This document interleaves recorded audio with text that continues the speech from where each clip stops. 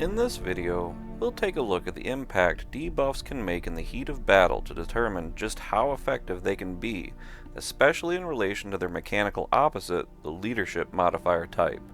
We'll start with looking at the effectiveness of Tier 2 swords against overwhelming Tier 1 swordsmen to set the stage, moving from there to how leadership can turn the tables, and then just how effective debuffs can be to turn them again.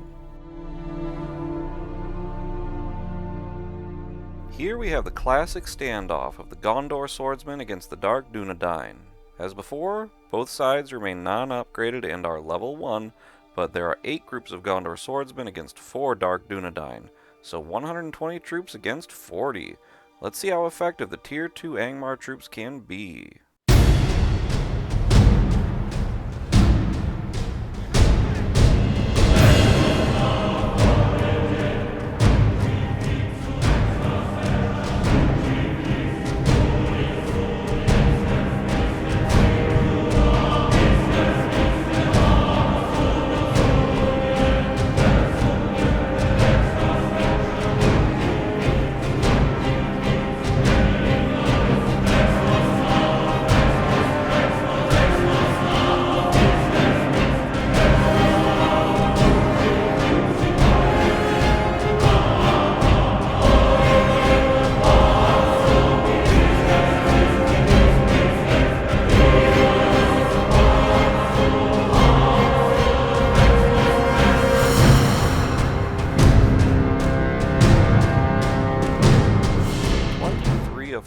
Dark Dunedain remains standing, a very powerful swordsman unit indeed.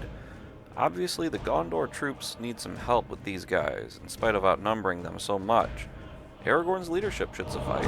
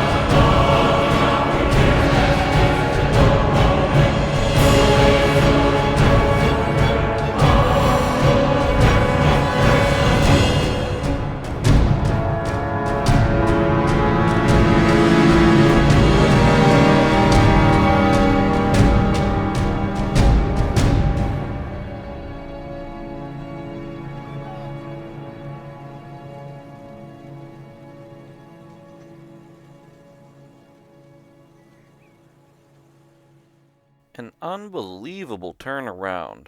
Leadership by itself, apart from the hero with it participating in a battle, can make all the difference in unit performance.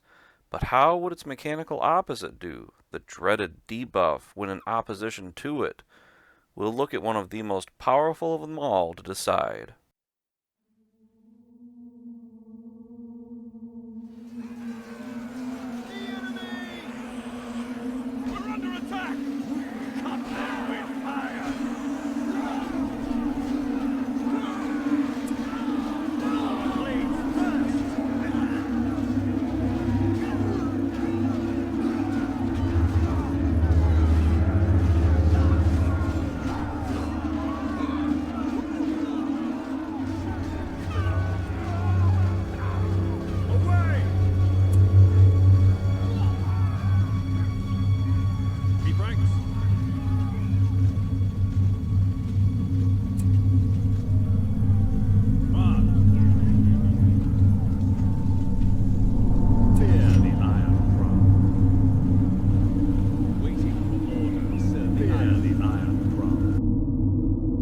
A near-perfect comeback, 40 of 40 Dark Dunedain.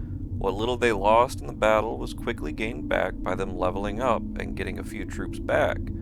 As you saw, the Witch King's debuff, the passive nullifier kind, almost completely sapped Aragorn's effect on his troops. Only the outliers remained unaffected, being too far out of range. And the Witch King's debuff of default damage on top of the canceling of the leadership only added fuel to the fire. Passive nullifier debuffs should not be trifled with. Even a normal passive debuff from a lesser Nazgul would have made a good turnaround. even being unable to cancel leadership. It should be a priority of any player to remove such a source from play as quickly as possible. This concludes coverage on the debuff modifier type. We've now covered all the bases for how all modifier types work in the vanilla game, but we need to see one more demonstration to see the full dynamic play of all of them. After that, we'll finally move on to the Age of the Rings overhaul of the system.